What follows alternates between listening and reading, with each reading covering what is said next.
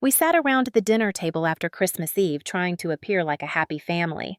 The red wine was flowing, the roast chicken was steaming, and my son was giggling in his booster seat.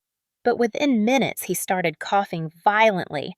I felt my throat tighten as if someone was squeezing it. When I turned to look at my husband for support, he slammed his fist on the table and collapsed dead in front of me.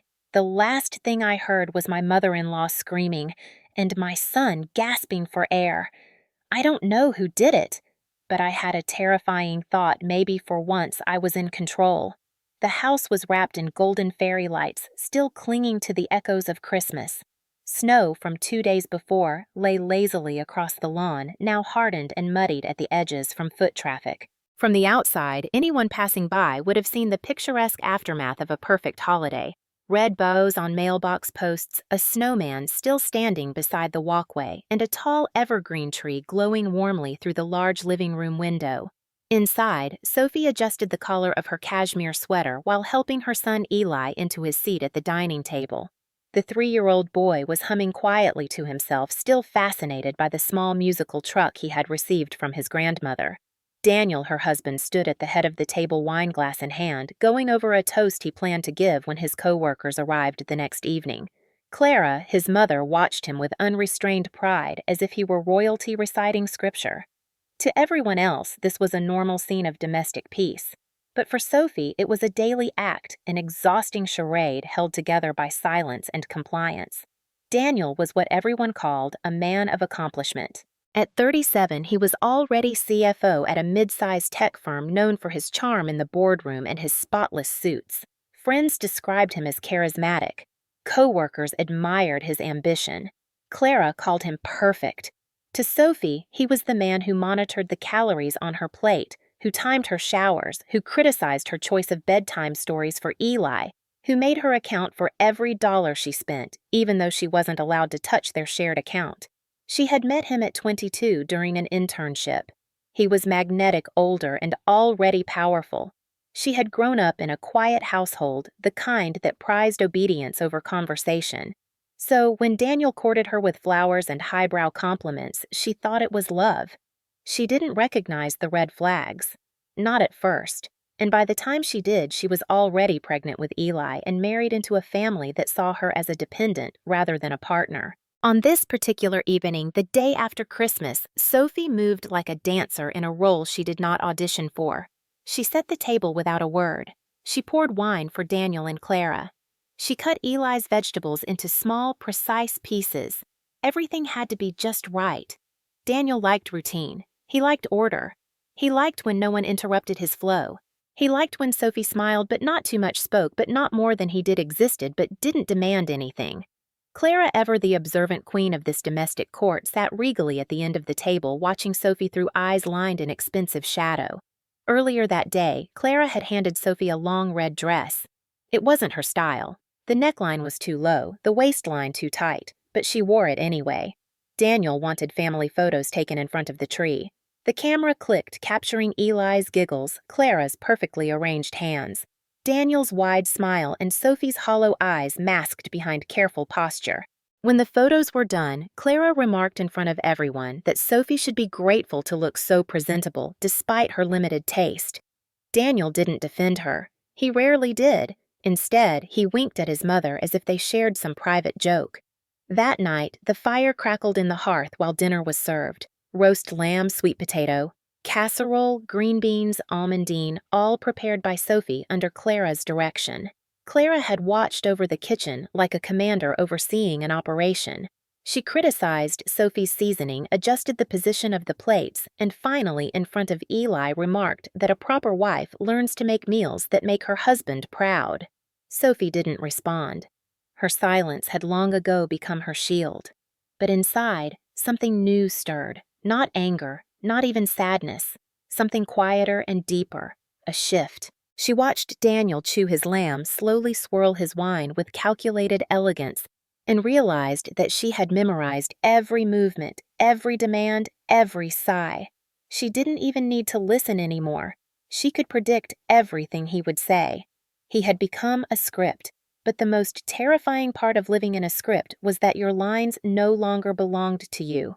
After dessert, Eli ran to the window giggling at the blinking snowman lights across the street. Clara began clearing the plates, insisting that Sophie sit down and rest, a rare gesture. Daniel lit another cigar by the window, muttering about the market correction and his bonus delay. Sophie sat on the sofa, hands folded. She looked at her reflection in the dark window and didn't recognize it. A woman in a red dress, straight hair, still, quiet.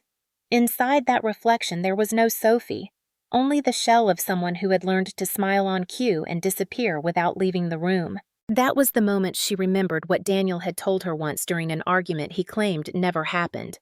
"You're lucky I put up with you. No one else would." That sentence had etched itself into her mind like a scar, and for years she believed it, but not anymore. Not as she watched her son spin in innocent joy. Not as she noticed Clara whispering something to Daniel with a glance that dismissed her presence completely. Not as she felt her heartbeat steady into something cold, something final. Daniel walked over and kissed the top of her head, a performance for Eli, who clapped at the gesture. Sophie smiled up at him, a practiced smile. The kind she had worn at every wedding, every holiday, every fabricated show of family unity. But under that smile, a seed had begun to bloom, a silent idea forming in the dark. It wasn't revenge.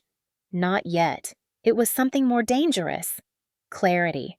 Clarity that nothing about this life was love. Clarity that her silence was not peace. Clarity that she would not survive much longer if she didn't take control. She had thought about leaving before, but Daniel had all the power.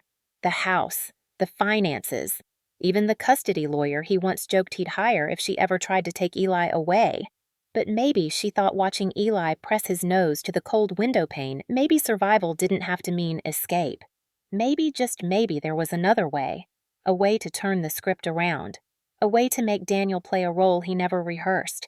As Clara turned off the lights one by one and Daniel poured himself another drink, Sophie watched them with the stillness of someone who had stopped asking for air and started building her own oxygen.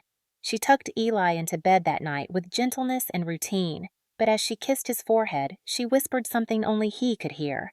"Tomorrow, we play a different game." The boy giggled and rolled over. He didn't understand, but Sophie did. And it was the first time in years she felt something close to power. Sophie lay awake in the dim bedroom, staring at the ceiling fan slowly rotating above her.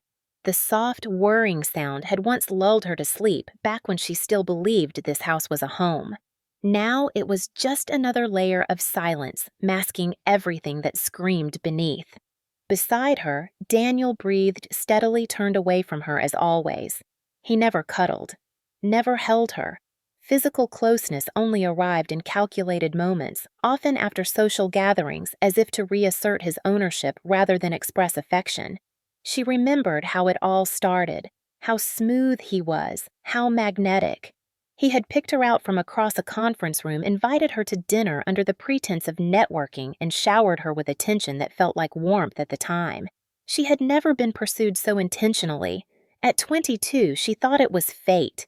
In reality, it was selection. Daniel didn't fall in love, he recruited. At first, it was subtle. The way he offered to handle her finances because she was still learning. The way he complimented her outfits before slowly discouraging anything that wasn't his taste. How he questioned why she wanted to stay late at work when they could spend time together.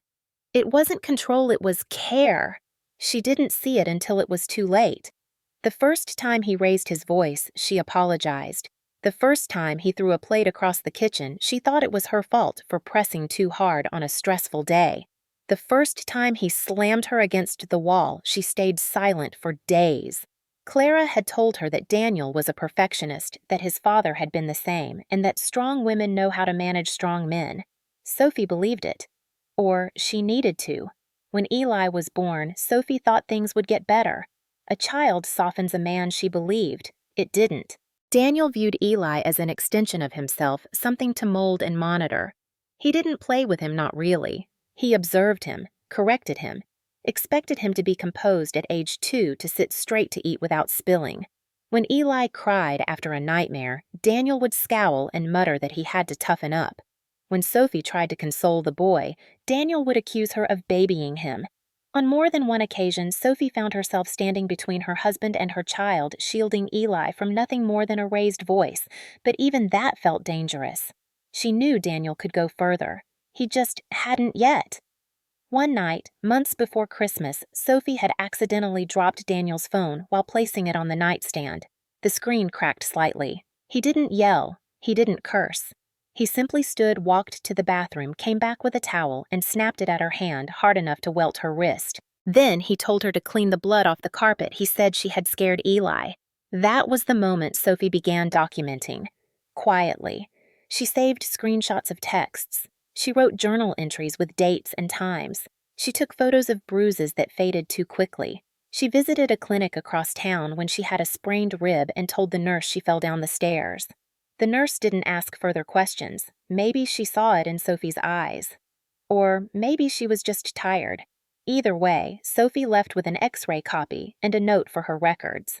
The manila folder she hid behind the furnace was slowly growing. And still, Sophie told no one. Not even her sister. Not her former classmates. She had learned that sharing pain came with judgment, or worse, pity, and she couldn't afford either. Not when Daniel handled every bill, every medical form, every legal document. She once mentioned wanting to take Eli to her parents' house for the weekend. Daniel said no.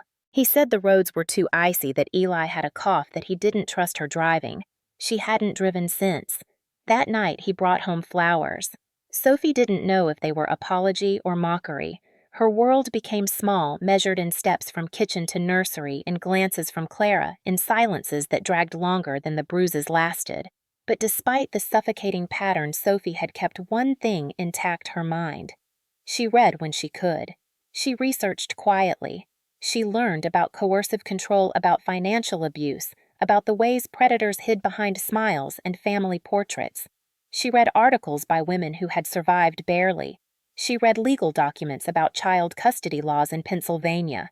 She found loopholes. She made plans. She memorized every number she needed in case she ever had 5 minutes to run.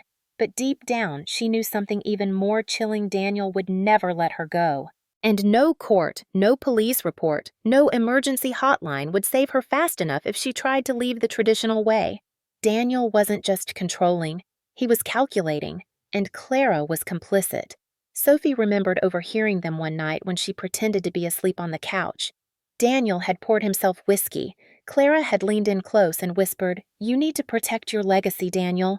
That girl could take everything if she snaps." Daniel replied, "She won't. She doesn't have it in her. Besides, she wouldn't survive without me." That was the moment something inside Sophie broke. Not in fear, but in clarity. They didn't just control her. They erased her. She wasn't a wife. She was a liability, a placeholder, a dependent who existed only to complete a picture Daniel showed the world. But Sophie had something they didn't account for. She had time. She had observation. She had motive. And now, for the first time in her life, she had resolve. Not rage, not revenge, not yet. But resolve. A seed of intention that had been watered by silence, grown in bruises, and shaped by Eli's small fingers clinging to her sleeve at night. She had once believed love would save her. Then she believed escape would. Now she knew better. What would save her was power, and power didn't come from leaving. It came from surviving long enough to choose when and how to end the cycle, not just for her, but for Eli. And as Daniel slept beside her, still breathing evenly, still owning everything, Sophie finally knew he wouldn't own the ending. She would. The morning of December 27th broke with a brittle chill, the kind of cold that seeped beneath doors and reminded people that the holidays were ending. But inside the Prescott household, the holiday illusion persisted. Clara had insisted on one final family gathering, a post-Christmas dinner with extended relatives whom Sophie barely knew but had memorized from social media. Daniel called it tradition. Sophie called it strategy. She had learned that Clara used these gatherings as opportunities to parade her son's success, to reinforce the hierarchy where Sophie was a decorative presence, smiling in photographs, silent in conversation. By 8 in the morning, Clara was already in the kitchen giving instructions on table placement and wine pairings, her voice laced with the tone of someone who believed hosting was an Olympic sport. Sophie stood by the counter peeling carrots and nodding at appropriate intervals. Daniel sat in the den scrolling his phone, offering occasional commentary about the guest list or the wine vintage.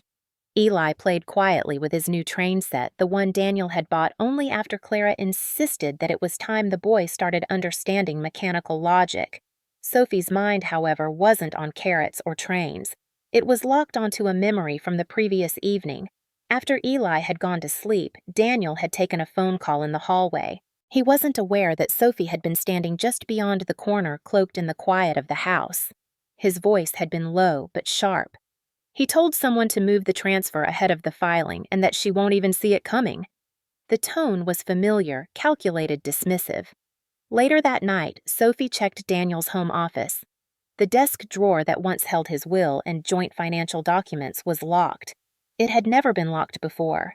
That night, she didn't sleep.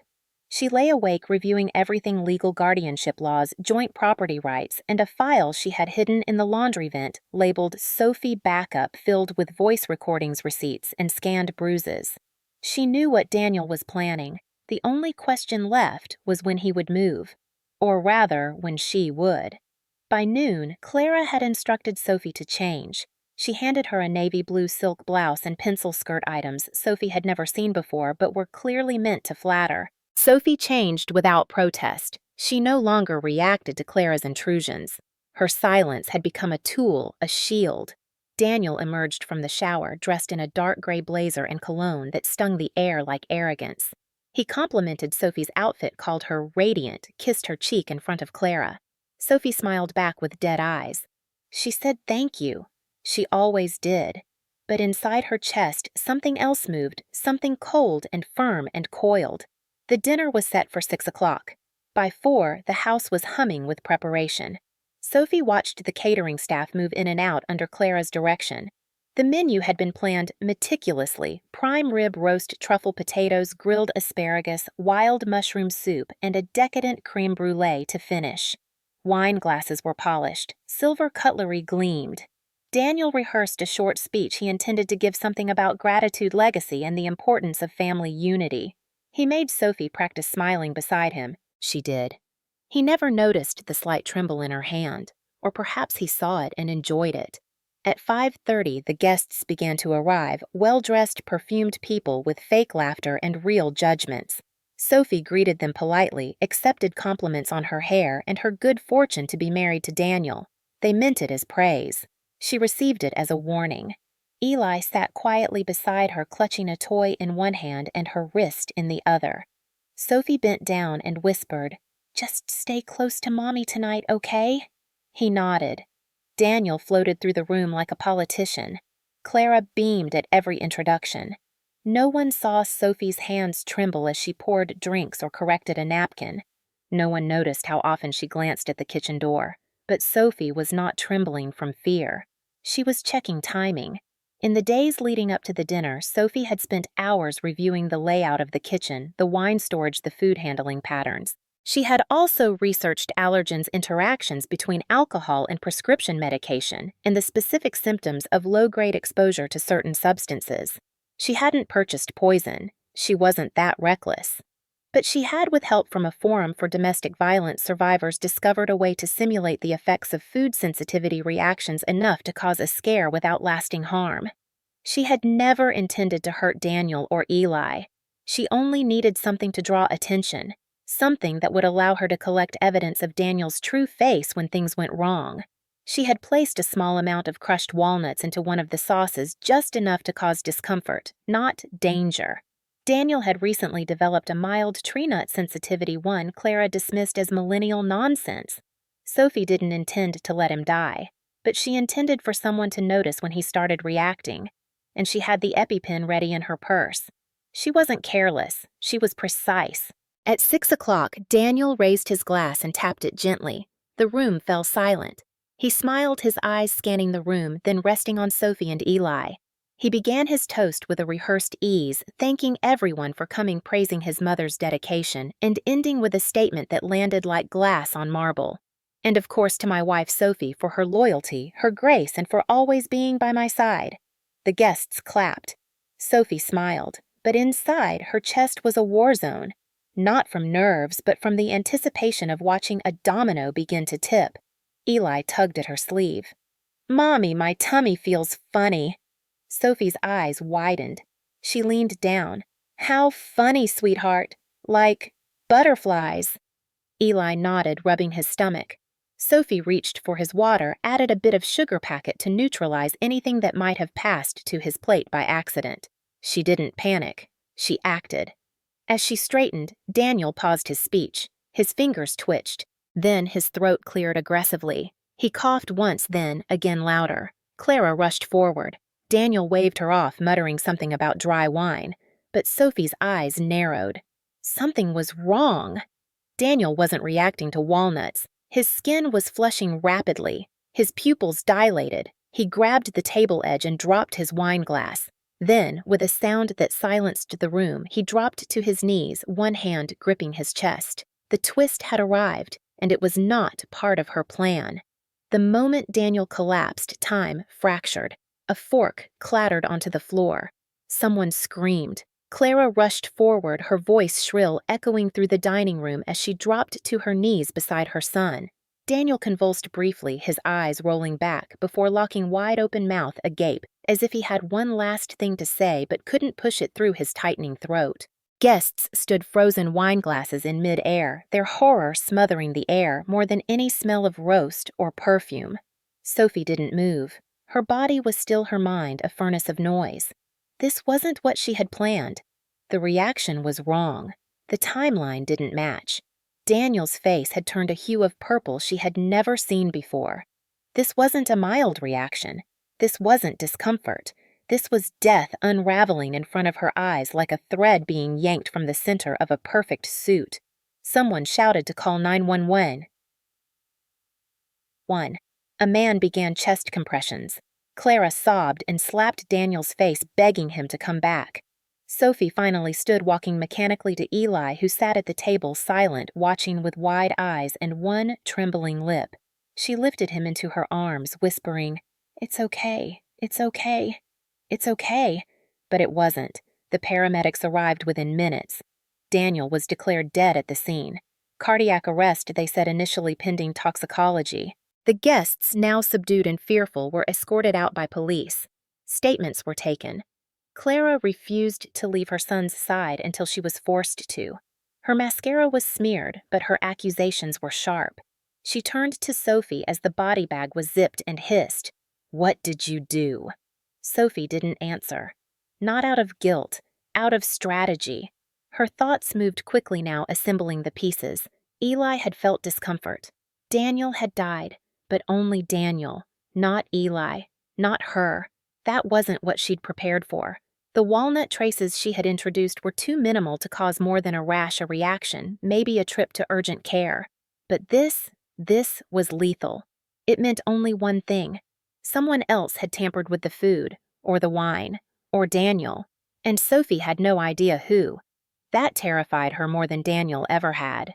At the hospital later that night, Sophie sat beside Eli's bed, watching his chest rise and fall in calm rhythm.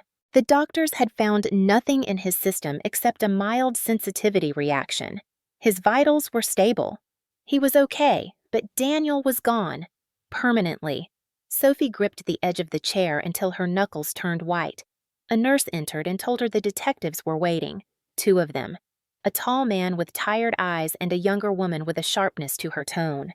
They introduced themselves as Detective Harris and Detective Lamb. Harris began softly, "Miss Prescott, we know this is difficult. We need to ask a few questions." Sophie nodded, her voice steady, rehearsed from years of controlled expressions. They asked about the food, about when Daniel last ate, what he had consumed, who prepared what. Sophie answered plainly, "I prepared most of it under my mother-in-law's instruction. The catering company delivered the roast and vegetables. Clara added her own seasonings. Daniel poured the wine himself. Lamb interjected, "Did your husband have any allergies?" Sophie responded, just a mild walnut sensitivity. Nothing serious. He had an EpiPen but rarely used it. Then came the question Sophie expected but still dreaded. Did you notice anything unusual before dinner?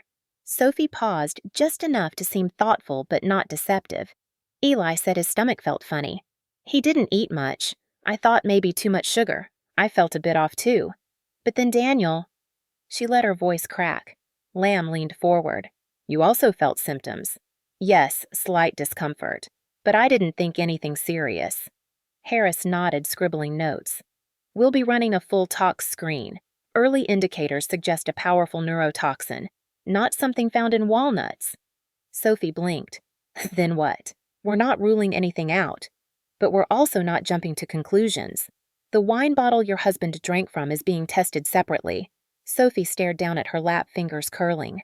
The wine. She hadn't touched Daniel's glass. She hadn't tasted that bottle. Daniel had opened it alone. He'd even bragged about saving it for someone who deserved it. Maybe that someone had been himself. Or maybe someone knew he'd say that. She looked up and asked the only question she needed to. What about Clara? There was a pause. Harris glanced at Lamb. We're speaking with her as well. Routine. But Sophie saw it. The subtle exchange. The doubt. The seed.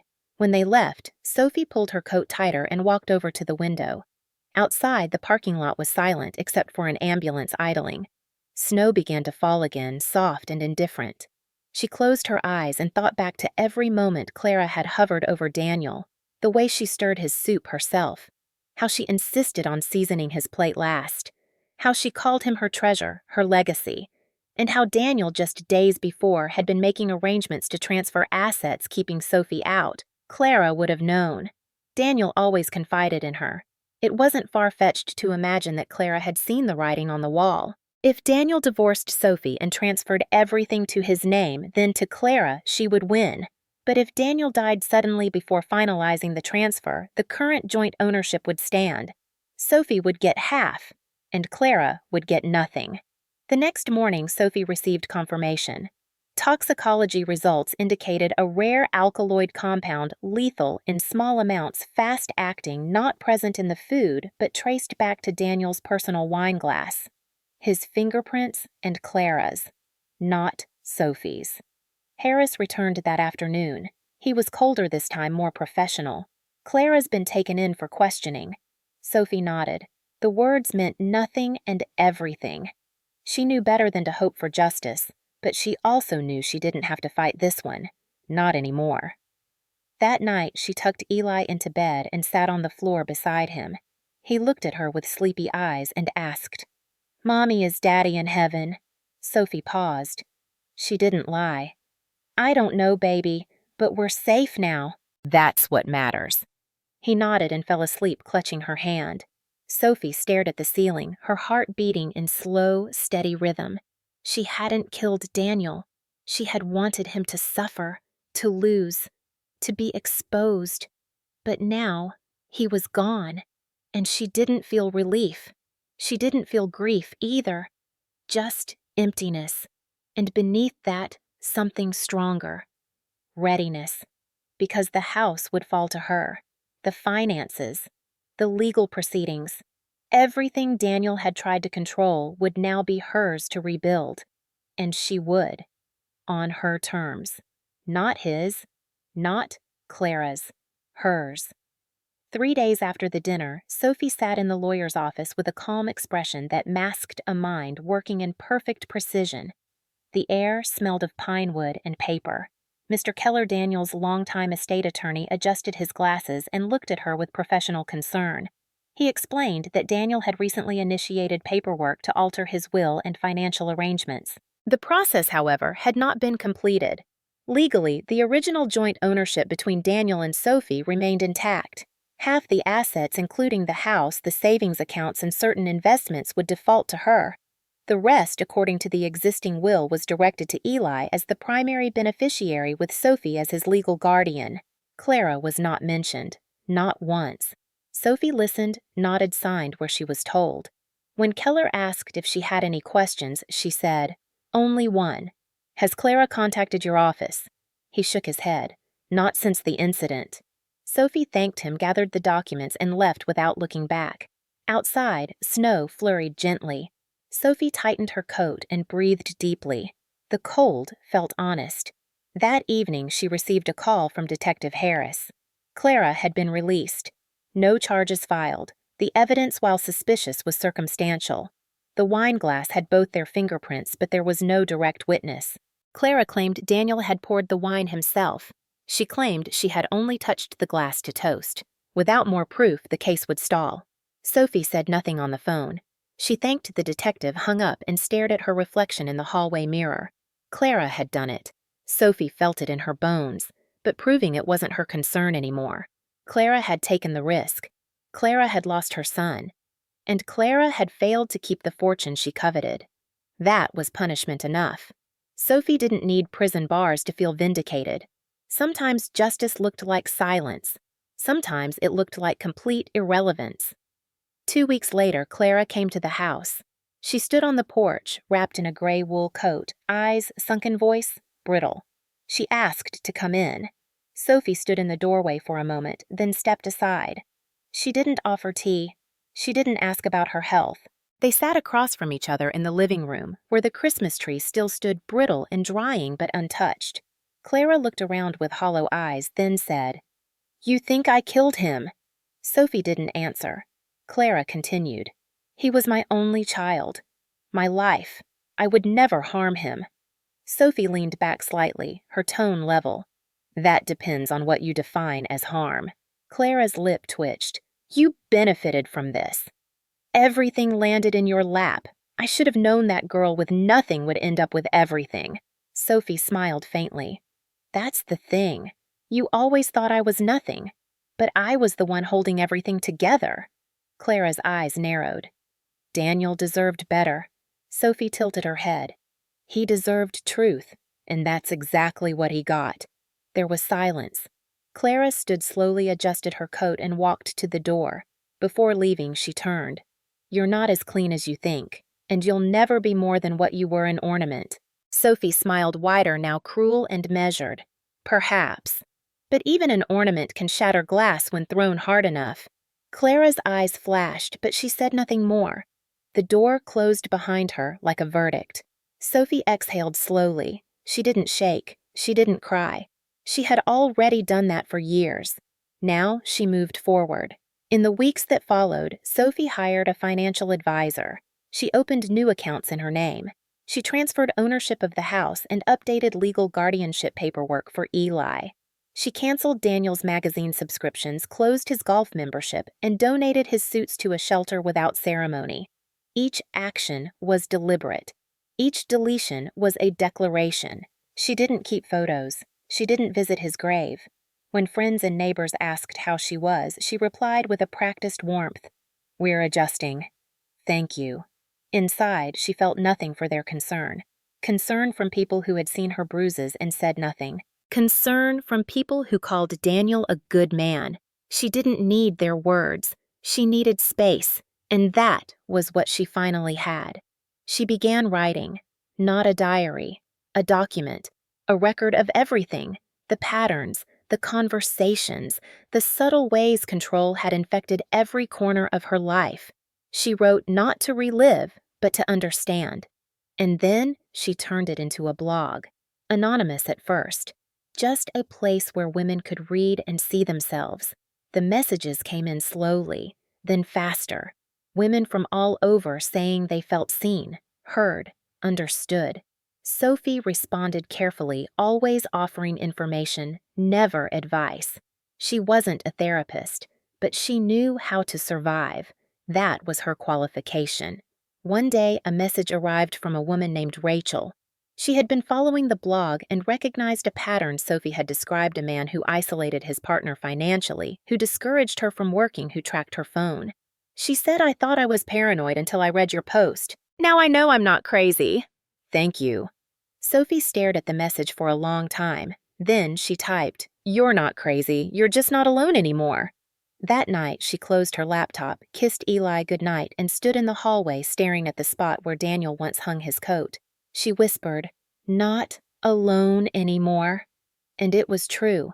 1 month later, Sophie was invited to speak under a pseudonym at a private event for survivors of domestic coercion. She stood behind a podium in a modest hotel conference room, her face shadowed under soft lighting.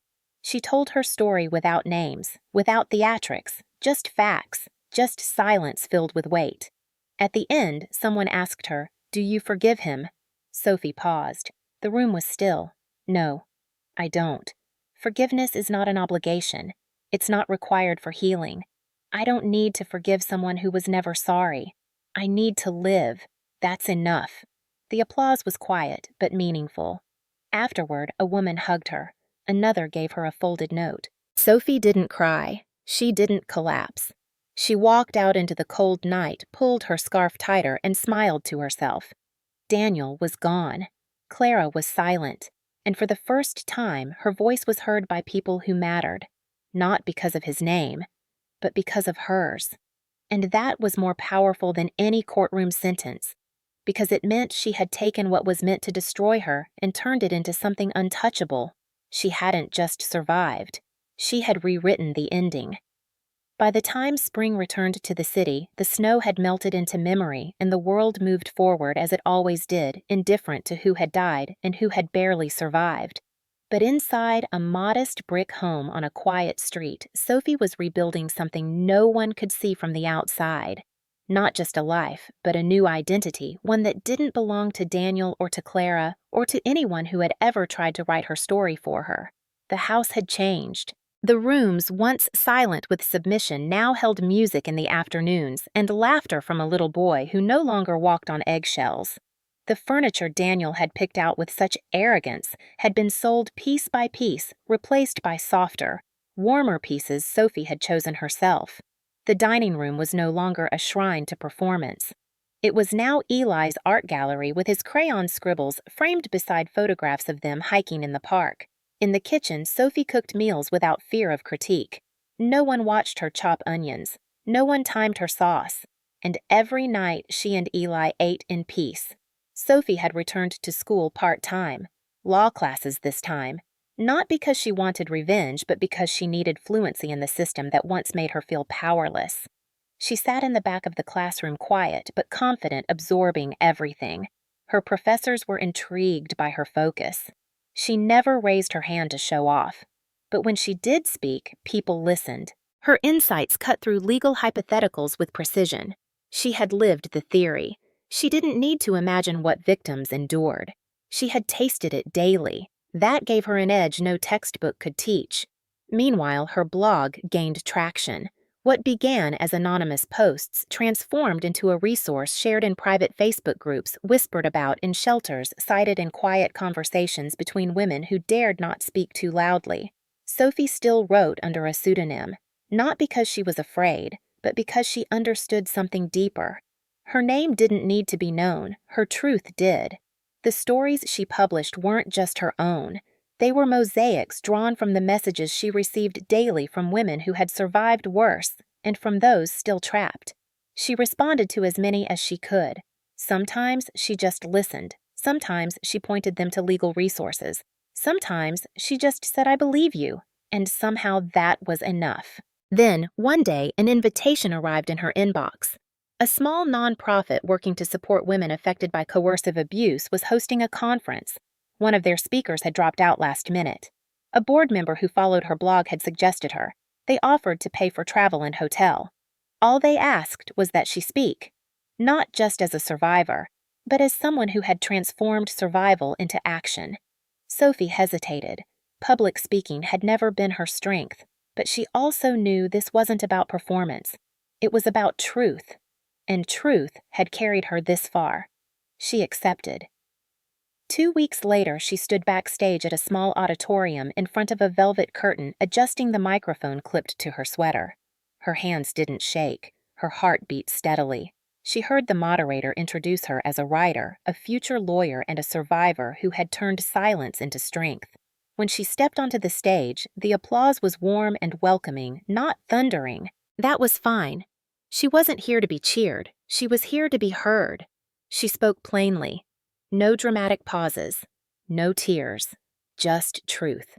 She described the slow erosion of self the way control didn't always come with fists, but with rules, with glances, with words that carved into you deeper than any knife.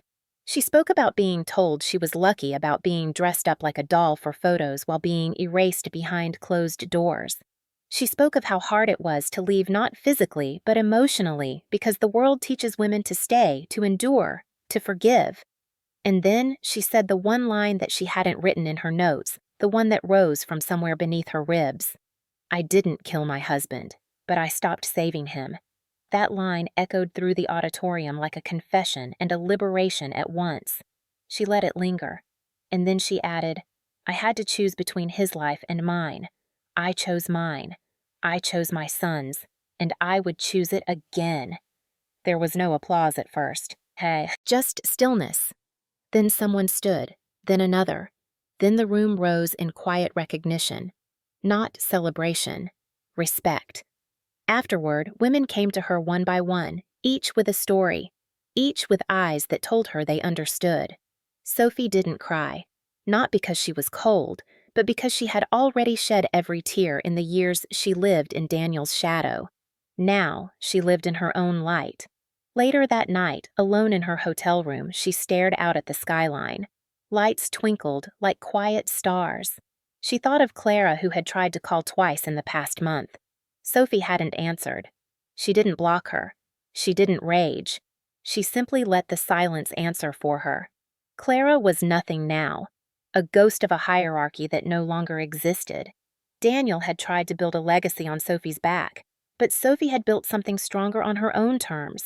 Eli was sleeping back home, watched over by Sophie's old college roommate, who now visited often, the first real friend she'd allowed back into her life.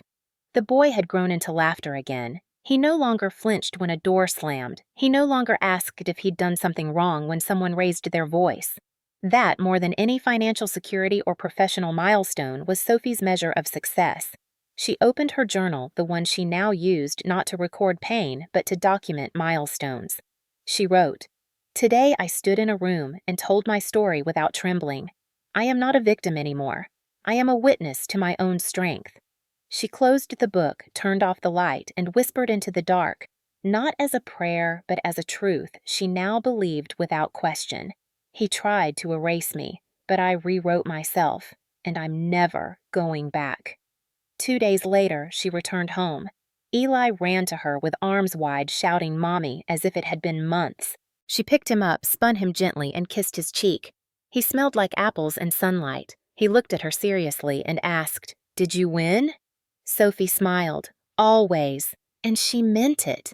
Because winning wasn't about beating Daniel or even proving Clara wrong. It was about standing, breathing, laughing, building. It was about waking up every day and knowing she had control over her choices, her time, her life. That was the victory. And no one could ever take it from her again. 6 months passed. The season shifted again, trading the soft greens of spring for the burning gold of summer. Sophie stood barefoot in her backyard, watering a small garden Eli had helped her plant in May. Tomatoes, carrots, snap peas, nothing fancy, but each seed they buried had become a quiet act of reclamation, a reminder that something could grow from barren places. Eli played nearby, chasing bubbles that drifted on the warm breeze. His laughter, unrestrained and clean, was the kind of sound Sophie once feared she'd never hear again. She watched him and felt a sensation, not quite happiness, not quite relief, but something close to peace. And yet peace was not the same as healing. She didn't kid herself. The scars were still there, not visible, but permanent. She carried them in the way she flinched at raised voices in public, in the way she locked every door twice, in the way she still read every financial document 3 times as if a trap might be hidden in the small print. She didn't trust easily, and she didn't want to, not yet, maybe not ever. The community had begun to shift too. Some neighbors who once praised Daniel now crossed the street rather than meet Sophie's eyes. Others, mostly women, dropped off casseroles during the first weeks after his death, offered childcare, or whispered supportive things like, "You're so brave," or "I always wondered if something was wrong." Sophie thanked them. She didn't correct them. Let them believe what they needed to. She owed them nothing. The truth belonged to her and to Eli. No one else. One morning, while reviewing legal case studies for her upcoming exam, Sophie received a letter. Handwritten. No return address. The handwriting was unmistakable. Clara. Sophie stared at it for a full minute before opening it. The letter inside was brief. 3 paragraphs. In it, Clara claimed innocence again, swore she had no part in Daniel's death, and said she only wanted to see her grandson once before she died. She ended with a line that struck Sophie cold. "You may have taken my son, but I will not let you erase me from his memory."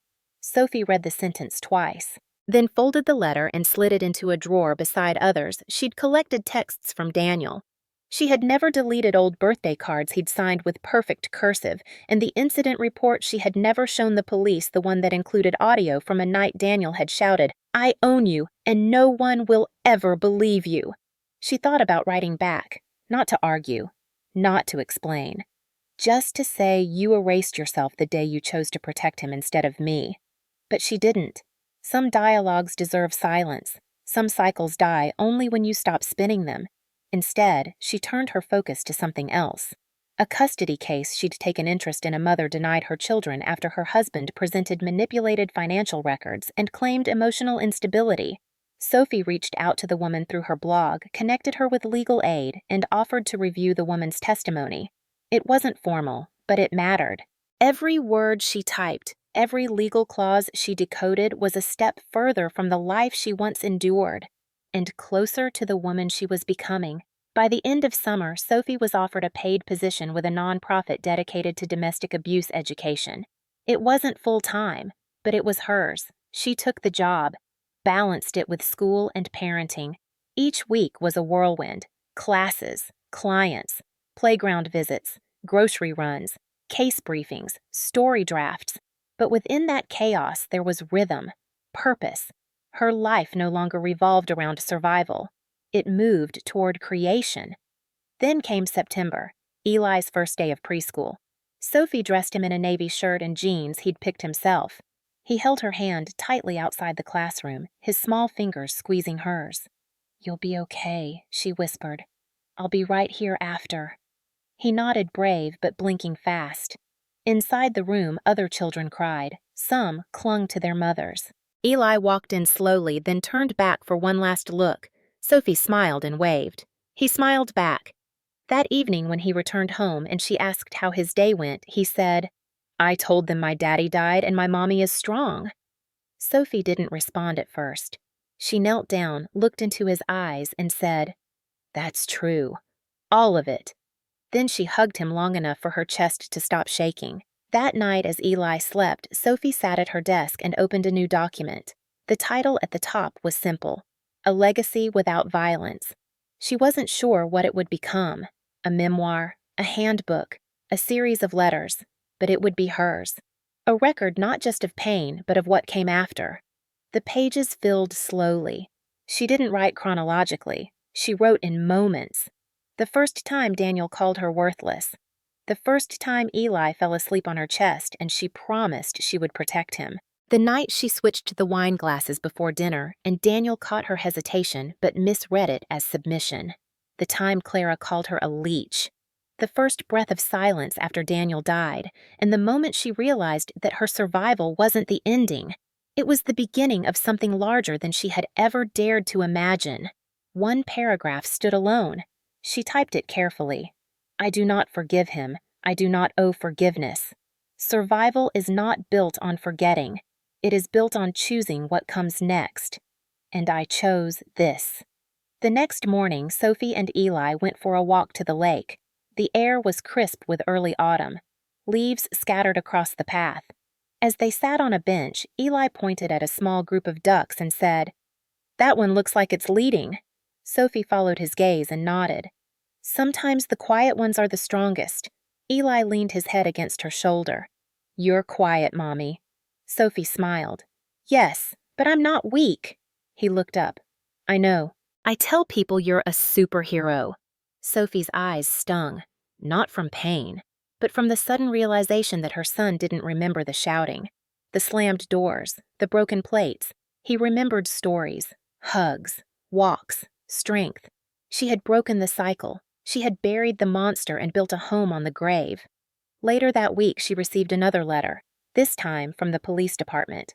The case regarding Daniel's death had been officially closed. Cause accidental ingestion. No charges filed. No further investigation pending. Sophie folded the letter and placed it in a drawer. It was over. Not erased, but complete. She would carry the truth, but it would not carry her. One final task remained. In the attic, she kept a locked box filled with mementos from the life she had left behind. She brought it down, opened it on the living room floor, and sorted through its contents. Some items she burned old receipts controlling checklists Daniel had written a printed itinerary from a trip she was never allowed to join. Others she boxed away for Eli when he was older. Photos of the three of them smiling and public tickets to a zoo Daniel once visited with them. A letter Sophie wrote to herself the night before their wedding, full of hope and fear she hadn't yet named. She kept one item for herself. A small silver pendant Daniel had given her on their anniversary. She didn't keep it for sentiment. She kept it as proof. Proof that sometimes the prettiest things come from the darkest hands. Proof that she'd lived it. And survived. That evening, Eli asked her, "Will we always live here?" Sophie looked around. The home was safe, but it wasn't forever. "No," she said. "One day we'll find a new place, somewhere with more sun." Eli clapped. "Can I bring my trains?" "Of course," she said. "And your bubbles, and your whole heart." He giggled. "What about your heart?" Sophie thought for a second. "I'll bring mine too. Even the cracked parts. Especially the cracked parts." She tucked him in, kissed his forehead, and whispered, "You'll never be what he was. You'll be free. You'll be kind. You'll be better. And I'll be right here to remind you every step of the way." Outside, the stars blinked across a dark sky that held no secrets from her anymore. She stood by the window, holding a cup of tea, watching the wind lift the last leaves of summer. She thought of everything she had lost, and everything she had become. Then she whispered to the silence, "Thank you for leaving me. I would have never found myself if you hadn't." The story didn't end with Daniel's death. It began with Sophie's decision to live. And in that quiet, undramatic, relentless choice every single day, she had become the kind of woman no one could ever erase again.